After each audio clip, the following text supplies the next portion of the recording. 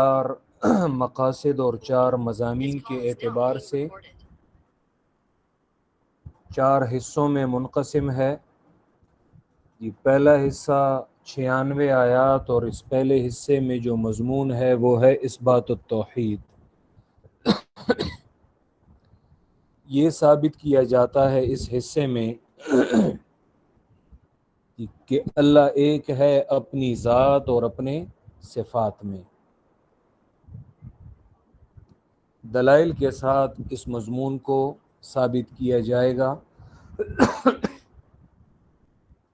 دوسرا حصہ آیت نمبر 97 سے 176 تک، دوسرے حصے کا مضمون ہے اثبات الرسالہ، کہ اللہ کے رسول صلی اللہ علیہ وسلم کی رسالت کو ثابت کیا گیا ہے، ان پر مخالفین اور معترضین کی جانب سے جو اعتراضات کیے جاتے ہیں ان کے جوابات۔ تیسرا حصہ 177 سے 253 تک، جس کا مضمون ہے الجہاد فی سبیل اللہ۔ جو قرآن مجید نے جہاد کے مضمون کو جس انداز سے واضح کیا ہے یہ آپ لوگ دیکھ لیں گے۔ جہاد ایک تو اس کی اقسام ہیں، اور ایک جہاد کے 3 درجات ہیں، 3 منازل، ہم اسے منزل کہتے ہیں۔ جہاد کے 3 منازل ہیں، کہ المنزلۃ الاولی، پہلی منزل، جس کو ہم ابتدائی منزل بھی کہتے ہیں۔ ابتدائی منزل میں میدان جہاد سے پہلے قرآن مجید معاشرہ بناتا ہے، فرد کی اصلاح کرتا ہے، ملک کی اصلاح کے قوانین ذکر کرتا ہے، اور گھر کی اصلاح کرتا ہے۔ پھر درمیانی منزل میں میدان جہاد کے قواعد ذکر کیے جاتے ہیں، اور پھر آخری منزل میں جہاد ہونے کے بعد ملک میں کون کون سے احکام اور قوانین وہ نافذ کیے جائیں گے۔ یہ جہاد کے مختلف منازل ہیں جو قرآن مجید نے ذکر کیے ہیں۔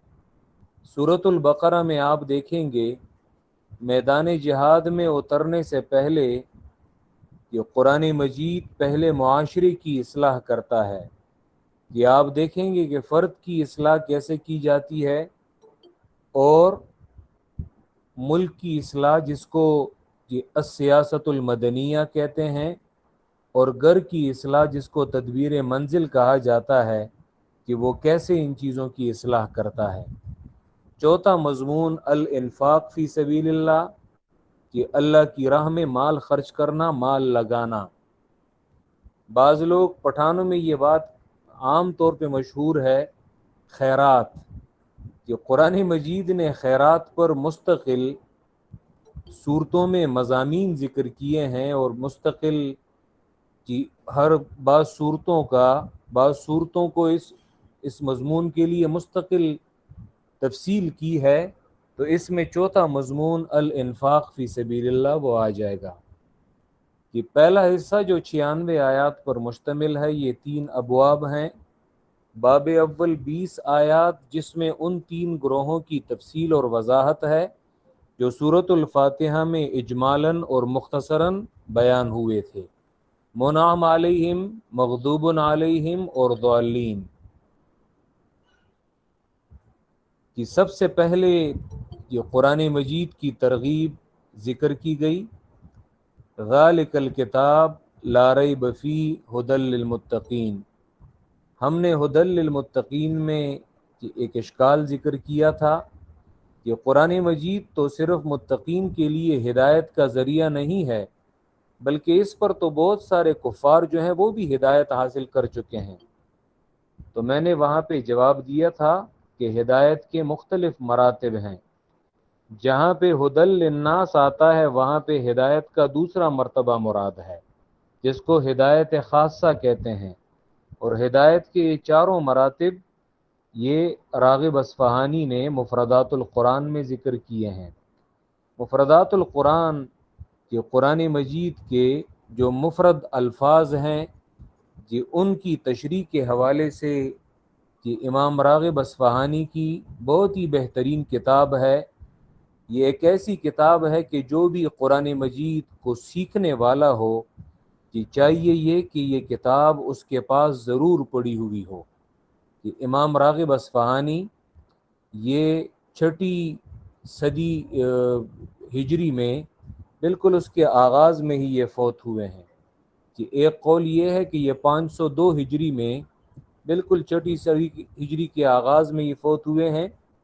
یعنی زیادہ تر انہوں نے جو عمر گزاری ہے وہ 5ویں صدی عیسوی میں گزاری ہے، اور پھر 6 صدی عیسوی کے آغاز میں ہی یہ فوت ہوئے تھے. امام راغب اصفہانی مفردات القرآن، اس کا اردو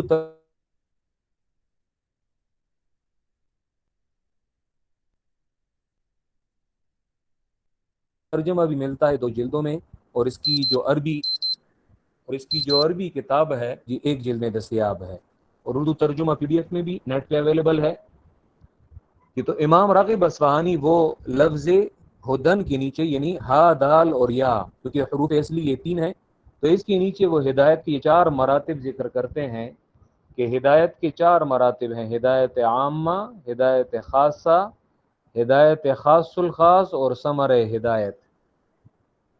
بعد میں پھر دیگر علماء نے بھی اپنی کتابوں میں انہی 4 مراتب کو، انہی 4 مرتبوں کو انہوں نے بھی ذکر کیا ہے، جیسے ابن قیم نے زاد المعاد میں اور دیگر علماء نے.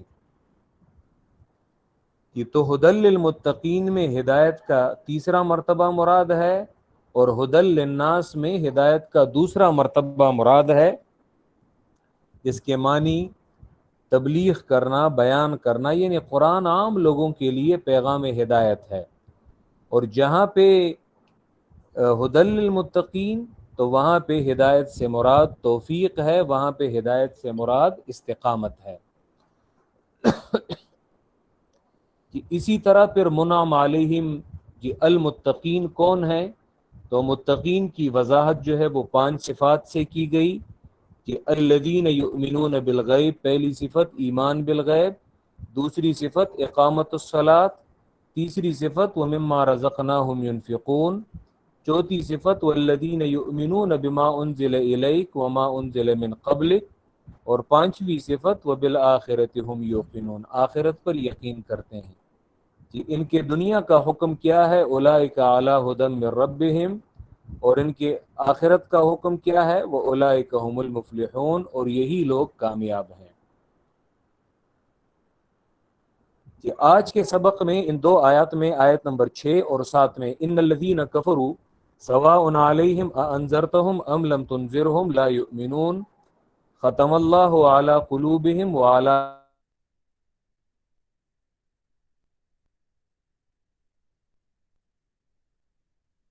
پاس اپنے اپنے قرآن مجید ہوں گے، اور باقاعدہ قرآن کو دیکھ کر ہی آپ لوگ اس لیکچر کو سن رہے ہوں گے. وجہ یہ ہے کہ اسی طریقے سے قرآن سیکھا جائے گا کہ میں آپ سے کہوں کہ فلاں آیت جو ہے وہ آپ دیکھ لیں، تو تاکہ آپ کے سامنے قرآن ہو، اور جو قرآن کو سیکھنے کا شوق رکھتا ہے تو مجھے امید ہے کہ انشاءاللہ وہ ضرور قرآن سیکھے گا. کہ ان الذین کفروا، ایک تو اس آیت کا، ان 2 آیات میں سورۃ الفاتحہ میں جو دوسرا گروہ گزرا تھا مغضوب علیہم، ان کی وضاحت ہے ان 2 آیات میں. کہ اس آیت کا ایک عام ترجمہ اگر انسان کرے، کہ اگر میں آپ سے کہوں اس کا ترجمہ کریں، تو عام طور پہ لوگ اس کا ترجمہ یہی کرتے ہیں کہ ان الذین کفروا، بے شک وہ لوگ جنہوں نے کفر کیا ہے، سواء علیہم اانذرتہم ام لم تنذرہم، برابر ہے یہ بات ان پر اگر آپ ڈرائیں اے پیغمبر انہیں یا نہ ڈرائیں انہیں، لا یؤمنون، وہ ایمان نہیں لاتے. جو لوگ کافر ہیں برابر ہے اگر اے پیغمبر آپ انہیں ڈرائیں یا نہ ڈرائیں، تبلیغ کریں یا نہ کریں، بیان کریں انہیں یا نہ کریں، ایمان نہیں لاتے. مطلب یہ کہ آپ کے بیان کا کوئی فائدہ ہی نہیں ہے. وجہ یہ ہے کہ وہ ایمان نہیں لاتے.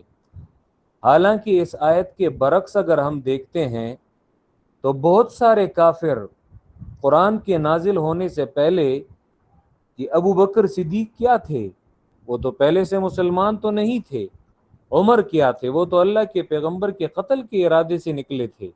عثمان، علی، یہ سارے چلے جو نابالغ ہیں وہ تو ہم کہہ دیں گے کہ ٹھیک ہے، لیکن جو بالغ لوگ تھے وہ تو کافر تھے، پہلے اسلام میں تو وہ داخل نہیں تھے.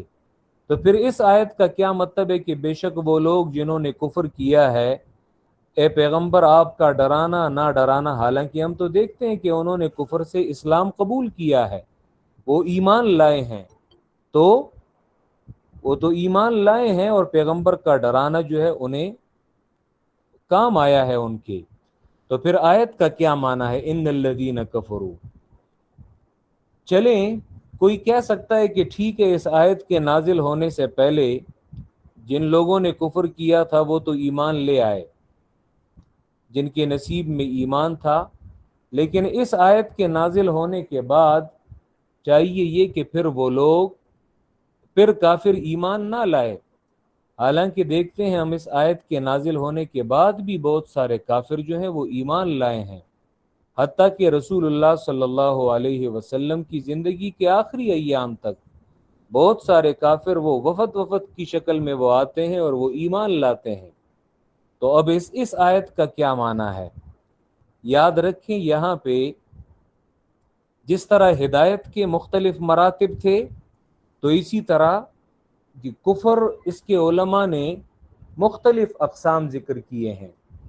جی اگر ایک بندہ کفر کے مختلف اقسام وہ دیکھنا چاہتا ہے تفاسیر میں، تو اس سلسلے میں وہ امام راغب اصفہانی جس دور کے ہیں، 6 صدی ہجری کے، جی اسی دور میں ایک دوسرے عالم گزرے ہیں، جی امام بغوی، ان کی تفسیر کا نام ہے معالم التنزیل، تفسیر بغوی کے نام سے مشہور ہے.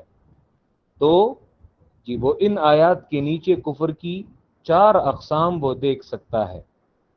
اسی طرح ابن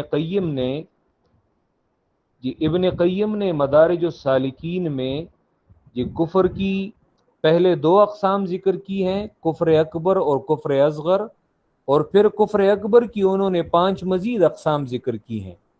لیکن ایک عام بندے کے لیے ان اقسام کو اگرچہ اس کا فائدہ ہے، لیکن میں عام طور پہ اس لیول پہ اسٹوڈنٹس کو سمجھانے کے لیے میں کہتا ہوں کہ کفر کی 2 اقسام ہیں. کہ ایک ہے کفر جہل، یعنی جہالت کی وجہ سے کفر کرنا، اور ایک ہے کفر عناد، عناد یعنی ضد اور عناد کی وجہ سے کفر کرنا. یعنی ایک شخص کو حق معلوم ہے کہ یہ حق ہے، لیکن باوجود اس کے وہ حق کو نہیں مانتا، تو اسے کہتے ہیں کفر عناد. اور ایک ہے ایک شخص جو ہے وہ لا علم ہے، جہالت کی وجہ سے وہ کفر کر رہا ہے، جہالت کی وجہ سے وہ شرک کر رہا ہے، تو یہ وہ کفر جہل ہے جہالت کی وجہ سے، اور ایک ہے کفر عناد. جی اسی لیے یہاں پہ کہ اگر آپ تفاسیر دیکھیں گے تو وہ کہتے ہیں کہ لفظ کفرو اگرچہ عام ہے، لیکن اس سے مراد خاص کافر ہیں. کون کافر؟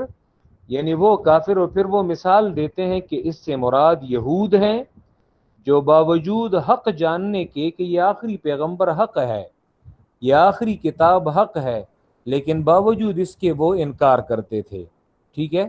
یا اس سے مراد ابو جہل اور ابو لہب کا کفر ہے، کہ انہیں پتا تھا کہ یہ پیغمبر حق ہے، لیکن عناد کی وجہ سے اور ضد کی وجہ سے وہ کفر کرتے تھے. تو اسی لیے یہاں پہ ایک ہے کفر جہل اور ایک ہے کفر عناد. ٹھیک ہے؟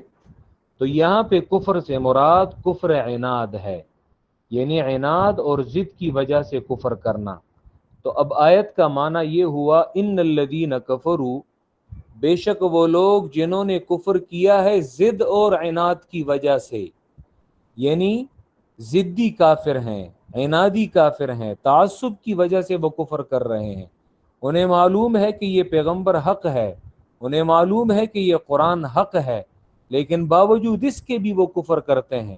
تو ایسے کافروں کے بارے میں قرآن کہتا ہے سواء علیہم، برابر ہے ان پر، کہ انذرتہم، آیا کہ آپ ڈرائیں اے پیغمبر انہیں، ام لم تنذرہم، یا نہ ڈرائیں انہیں، لا یؤمنون، وہ ایمان نہیں لاتے، ایمان نہیں لاتے۔ ختم اللہ علی قلوبہم وعلی سمعہم وعلی ابصارہم غشاوہ، جب انہوں نے ضد اور عناد کی وجہ سے کفر کیا تو یاد رکھیں بالآخر اللہ نے کہ ان کے اس انکار کی وجہ سے، ان کے اس انکار کی وجہ سے کہ اللہ نے ان کے دلوں پر، ان کے کانوں پر اور ان کی آنکھوں پر اللہ نے مہر لگا لی، کہ اللہ نے ان کے دلوں پر، ان کے کانوں پر اور ان کی آنکھوں پر اللہ نے مہر لگا لی۔ ختم اللہ علی قلوبہم، مہر لگائی ہے اللہ نے ان کے دلوں پر، وعلی سمعہم اور ان کے کانوں پر، وعلی ابصارہم غشاوہ اور ان کی آنکھوں پر پردے ہیں، اور ان کی آنکھوں پر پردے ہیں۔ یہ ان کا حکم دنیاوی ہے۔ یہ پہلی آیت میں ان کی صفت ذکر کی گئی، ان الذین کفروا، ضد اور عناد کی وجہ سے انہوں نے کفر کیا ہے، تو اب اس آیت میں ان کا حکم دنیاوی اور حکم اخروی وہ ذکر کیا جا رہا ہے۔ دنیا میں ان کا حکم کیا ہے؟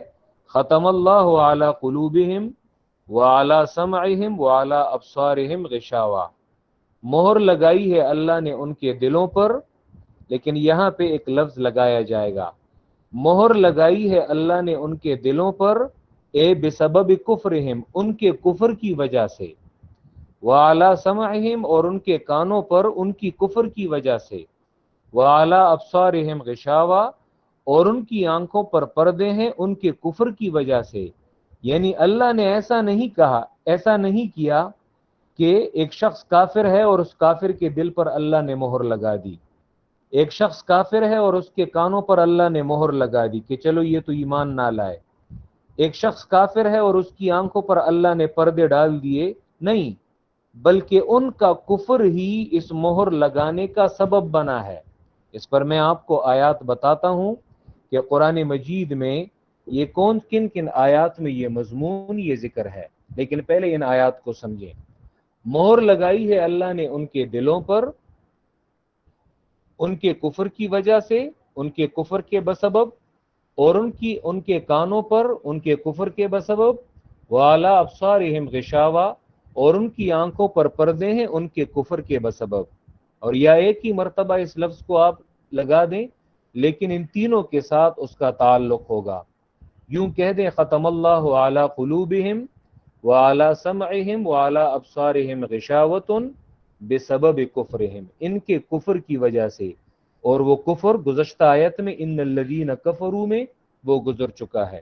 یہ ان کا حکم دنیاوی ہے کہ اسے ہم ان الفاظ سے تعبیر کرتے ہیں کہ انسان کی ہدایت کے لیے یہ تین اسباب ہیں، یا دل ہے، یا کان ہے اور یا آنکھیں ہیں۔ انہی تین اسباب کی وجہ سے انسان ہدایت حاصل کرتا ہے۔ تو اس حکم دنیاوی کو ہم ان الفاظ سے تعبیر کرتے ہیں کہ دنیا میں اللہ نے ان سے اسباب ہدایت سلب کر لیے، یعنی اللہ نے ان سے چھین لیے، دنیا میں اسباب ہدایت ان سے چھین لیے گئے۔ کیا مطلب؟ یعنی ان کے اسباب ہدایت پر اللہ نے مہر لگا لی۔ اور ان کا حکم اخروی کیا ہے؟ وَلَهُمْ عَذَابٌ عَظِيمٌ، اور ان کے لیے بڑا عذاب ہے۔ ختم اصل میں کہتے ہیں مہر لگانے کو۔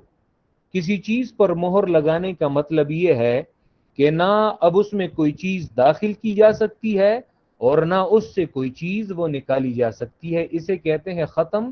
اسے کہتے ہیں جیسے اللہ کے رسول کے بارے میں آتا ہے وَخَاتَمَ النَّبِيِّينَ، خاتم النبیین اصل میں ختم کہتے ہیں مہر لگانے کو، یعنی نبوت کا جو سلسلہ وہ چلا آ رہا تھا تو اللہ کے آخری رسول نے پیغمبروں کی اس فہرست کو، اس سلسلے کو آپ نے مہر لگا دی، اور اب اس میں سے کوئی اس کے بعد کوئی نیا پیغمبر، یعنی جو پیغمبر تھے انہیں کوئی ایکسکلوڈ نہیں کر سکتا، اور اب اس میں مزید کوئی داخل ہو نہیں سکتا۔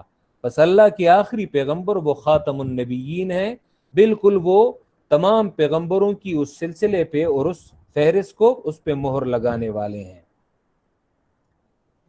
کہ قرآن مجید میں جی ایک تو آپ اس پر یہ آیات دیکھ لیں کہ قرآن مجید جگہ جگہ جب مہر لگانے کا ذکر کرتا ہے تو باقاعدہ ان کے اس عمل کو بھی ذکر کرتا ہے کہ ان کے اس عمل کی وجہ سے اللہ نے جی ان کے دلوں پر اور ان کے اسباب ہدایت پر اللہ نے مہر لگا لی.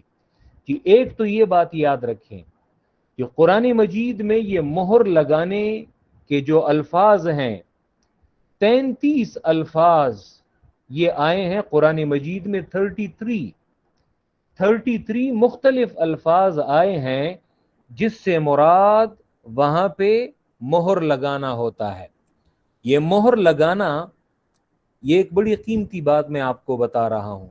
یعنی گویا کہ یہ جو مہر لگانے کے الفاظ ہیں 33 مختلف قسم کے الفاظ ہیں اور اس سے آپ سینکڑوں آیات اس کا مضمون یہ آپ کے لیے اس ایک جملے میں یہ حل ہو گیا کہ قرآن مجید میں جو 33 الفاظ ہیں میں ان میں سے بعض الفاظ کو ذکر کرتا ہوں اور یہ 33 کے 33 الفاظ یہ آپ ابن قیم نے ذکر کیے ہیں. ابن قیم المتوفا 751 ہجری. ابن قیم کی کتاب ہے شفاء العلیل فی مسائل القضاء والقدر. شفاء العلیل اس کا اردو ترجمہ بھی ملتا ہے. تو شفاء العلیل میں ابن قیم نے وہ 33 کے 33 الفاظ آیات سمیت ذکر کیے ہیں.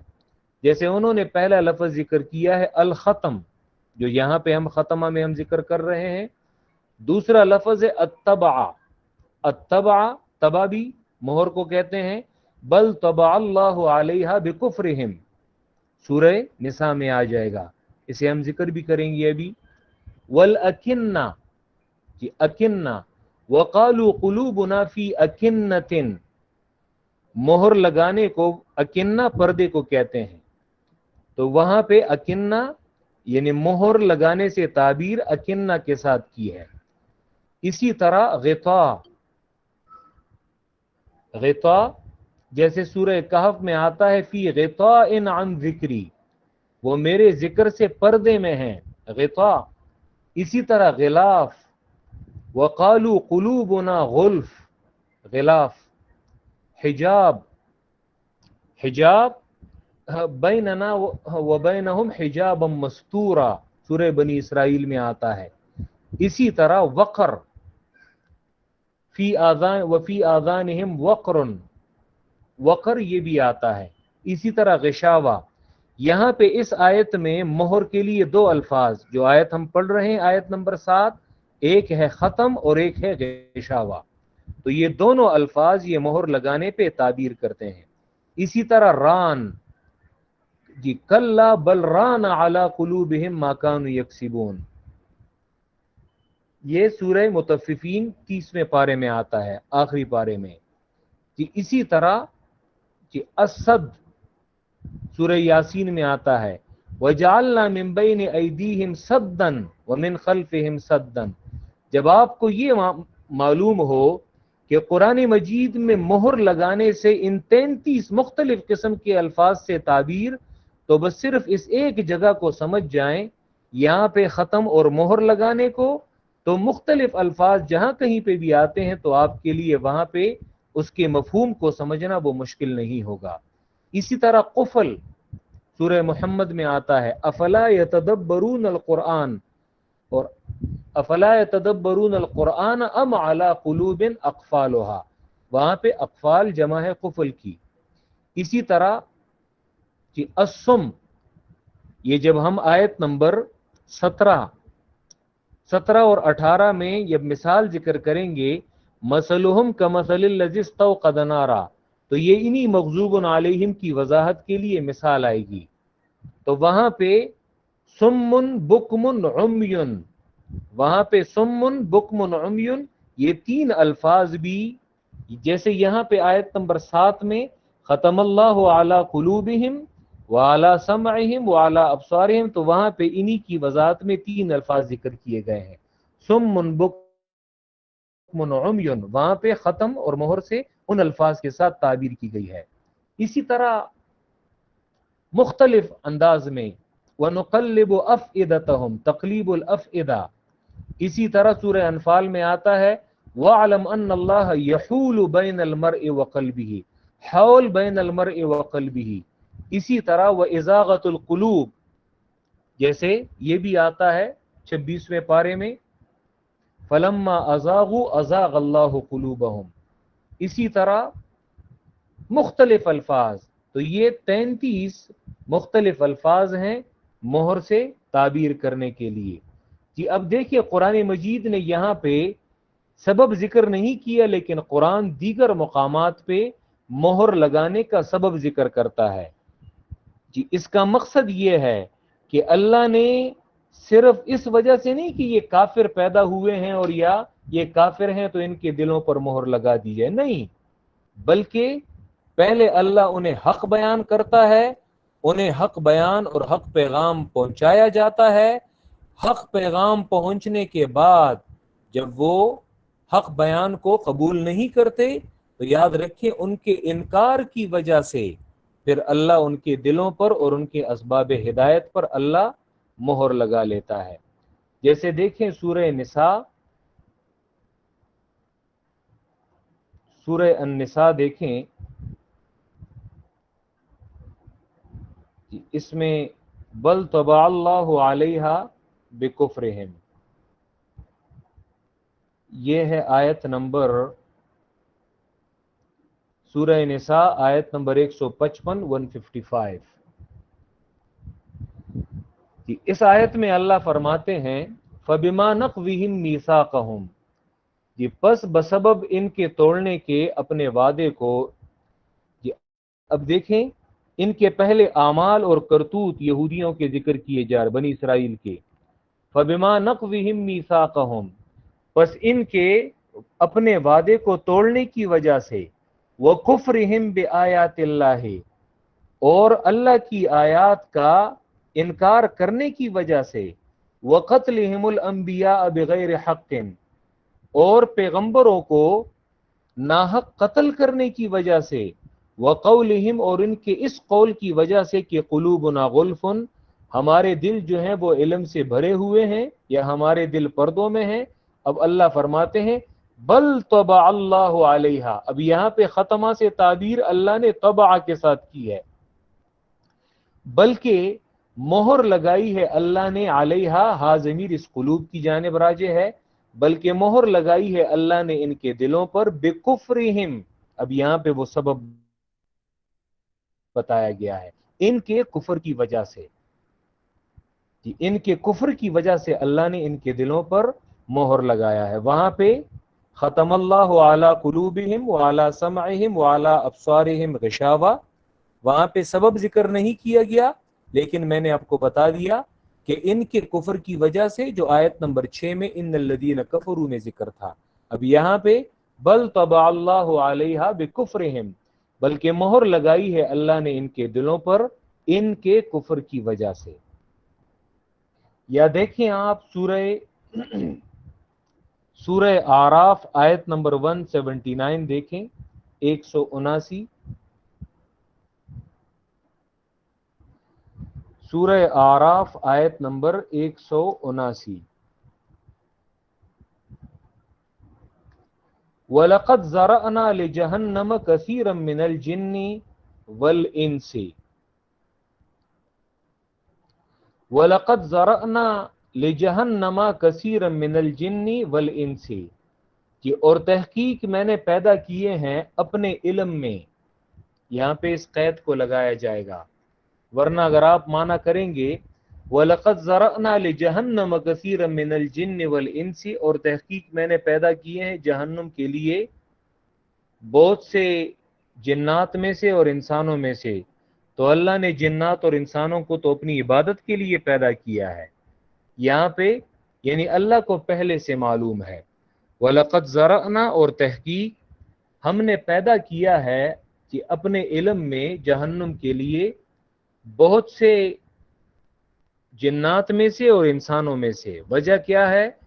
اب یہاں پہ اس سبب کو ذکر کیا جاتا ہے، لہم قلوب لا یفقہون بہا، ان کے دل ہیں لا یفقہون بہا، لیکن سوچتے نہیں ہیں ان دلوں کے ذریعے قرآن میں، وَلَهُمْ أَعْيُنٌ لَا يُبْصِرُونَ بِهَا، اور ان کی آنکھیں ہیں لیکن نہیں دیکھتے ان آنکھوں کے ذریعے قرآن میں، یعنی ان آنکھوں کو دیگر چیزوں کے استعمال میں تو لگاتے ہیں، لیکن اگر نہیں لگاتے، نہیں استعمال کرتے تو ہدایت کے اس کلام کو نہیں سیکھتے۔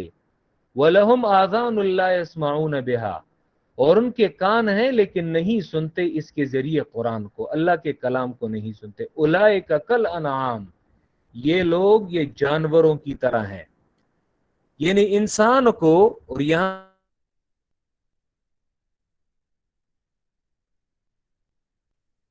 پہ بھی وہ تینوں اسباب دیکھیں، قلوب، اعین اور اسی طرح کان، یعنی کان، جیسے سورہ بقرہ میں ختم اللہ علی قلوبہم سمعہم اور ابصارہم، یہاں پہ بھی وہ تینوں اسباب ہدایت وہ ذکر کیے گئے ہیں کہ اولئک کالانعام، یہ لوگ جانوروں کی مانند ہیں، بلکہ جانوروں سے بھی بدتر ہیں، جانوروں سے بھی زیادہ گمراہ، کیونکہ جانوروں کو تو اللہ نے عقل نہیں دی تھی۔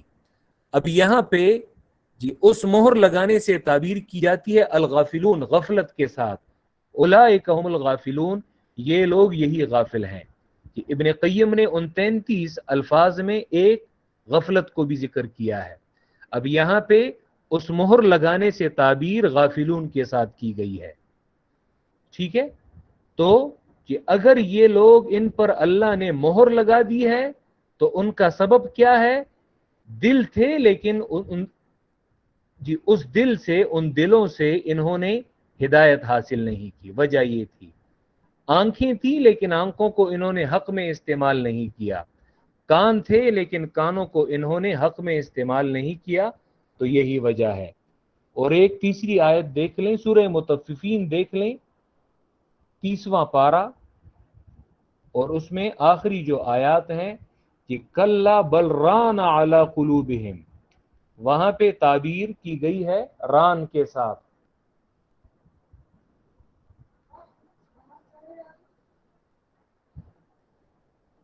سورہ مطففین آیت نمبر 14، یہاں پہ دیکھیں، یہ ختم سے تعبیر، مہر سے تعبیر ران کے ذریعے سے کی گئی ہے کہ کلا بل ران علی قلوبہم، بلکہ زنگ آیا ہے، ران زنگ کو کہتے ہیں، بلکہ زنگ آیا ہے ان کے دلوں پر۔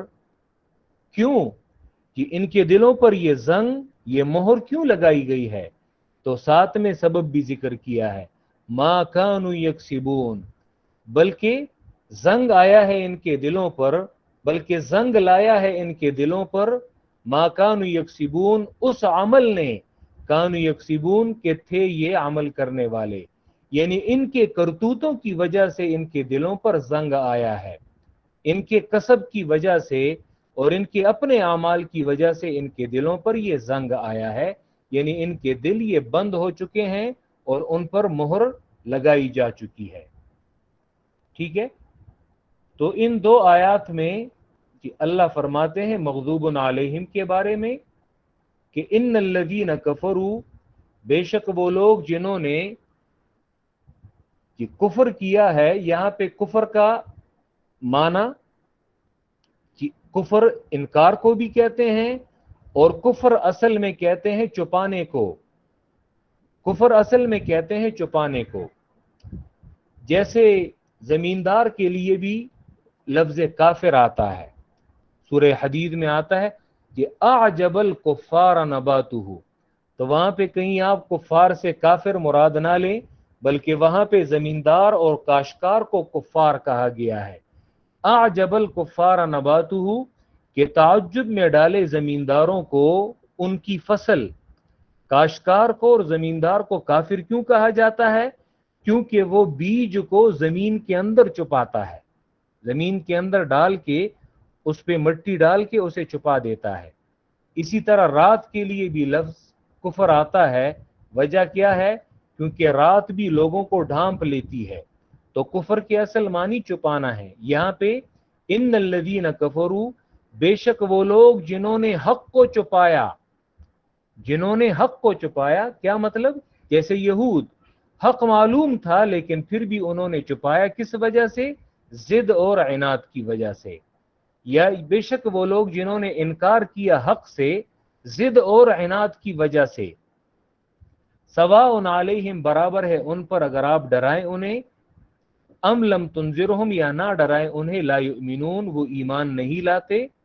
खतमल्लाहु अला कुलूबिहिम हुक्म दुनियावी, मोहर लगाई है अल्लाह ने उनके दिलों पर कि उनके कुफर के बसबब, वाला समअहिम और उनके कानों पर उनके कुफर के बसबब, वाला अबसारिहिम गिशावा और उनकी आंखों पर पर्दे हैं कि उनके कुफर के बसबब, वलहुम आज़ाबुन अज़ीम और ये हुक्म उखरवी है और उनके लिए बड़ा अजाब है। तो इन 7 आयात में हमने 2 ग्रोह पढ़ लिए, मुनअम अलैहिम की 5 सिफात, उनका हुक्म दुनियावी और हुक्म उखरवी पढ़ा, और इन 2 आयात में मग़ज़ूबुन अलैहिम की वजाहत हमने की। कफरू से मुराद इस आयत पे जो एतराज़ वारिद होता था हमने वो एतराज़ वारिद किया और फिर उसका जवाब हमने दिया। इसी तरह ख़तमल्लाहु अला कुलूबिहिम, कुरान मजीद में मोहर से अल्लाह ने कितने अल्फाज के साथ ताबीर किया है, तो वो 33 अल्फाज हैं। और इसी तरह यहाँ पे ये मोहर लगाना इनके अपने अमल और इनके अपने कुफर की वजह से कि अल्लाह ने इन पर यह मोहर लगाई है। इंशाअल्लाह कल हम कि आयत नंबर 8 से आयत नंबर 16 तक कि इन आयात में गालीन जिसका एक मिस्दाक मुनाफिकीन है कि उनकी वजाहत जो है वो की जाएगी और मुनाफिकीन की 10 सिफात जो है वो इन आयात में जिक्र की जाएंगी इंशाअल्लाह ताला। बहुत बहुत शुक्रिया। व आखिर दावाना अनिल हम्दुलिल्लाहि रब्बिल आलमीन।